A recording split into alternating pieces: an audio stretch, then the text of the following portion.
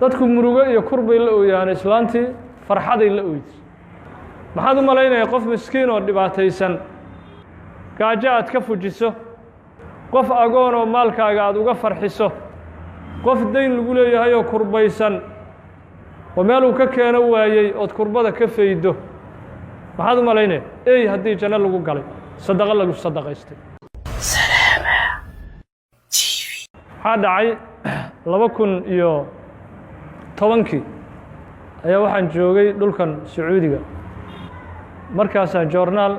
waxaa lagu soo qoray qiso cajiib ah joornaalka marka waxaa ku qoraa nin markaas Sacuudiyahan ahaa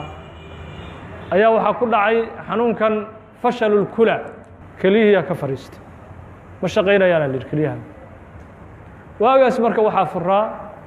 hindiya furayd in kaliyaha laga iibsado shacabka hindi laakiin hadda dawladdu way diideen hindiya kaliyaha in shacabkeeda laga iibiyo dawladdu qaanuunkay ku soo dartay waaba diideen kaliyaha laga iibsado laakiin xilligaa way furay dadku kaliyaha iibsan jiray marka waa tagay hindi u aaday si uu kaliya u soo iibsado haweeney waxaa u timid waa yeel ah markaasay tiri anigaa diyaar ah waxaan rabaa hal keli iga iibso ninkii xanuunsanaya wuxuu yidhi maxaa kugu kallifay kelidaada inaad iga iibiso waxay tiri waxaa igu kallifay kelidan inaan kaa iibiyo 7 carruura aabbahood iga dhintay waxaan dab ugu shidana ma hayo waa ku rafaaday korintoodii waa ku baaba'ay waa ku kurbooday marka $25,000 on kaa helayo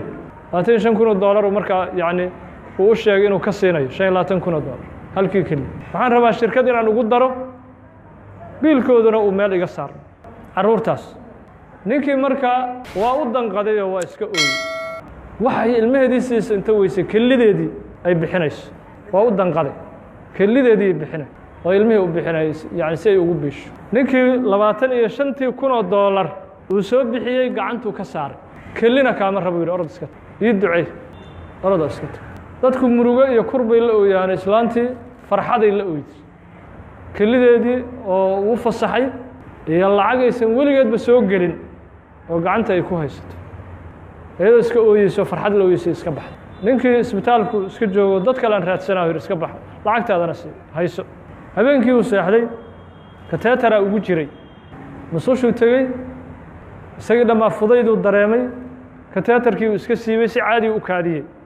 dhowr sano inaan kaadiyu ka imanba si dabiici aan u kaadinay kabacdi marka dhakhtarkii u tegey oo intaasoo malafaada laga hayaa oo folder dhana buuxsamay warqadihiisii markaasuu wuxuu yidhi bal niyo baaritaan igu samee warqadihiigii hore adiga haya dhakhtarkii waa baaray weligaaba keliyu kuma xanuunin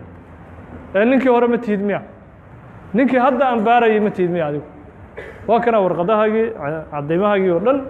halkanay ku qoran yihiin maxaad samaysuu yidhi qisadii u sheegay haweeneydaa saa igu timidaan la kurbooday uu yidhi lacagtiina waa iska siiyey kelideediina kama baxsanin farxadeeda la ooyeysay iga tagtay jariidadaa lagu soo qoray markaas oon ka akhrinayo joornaalkaa lagu soo qoray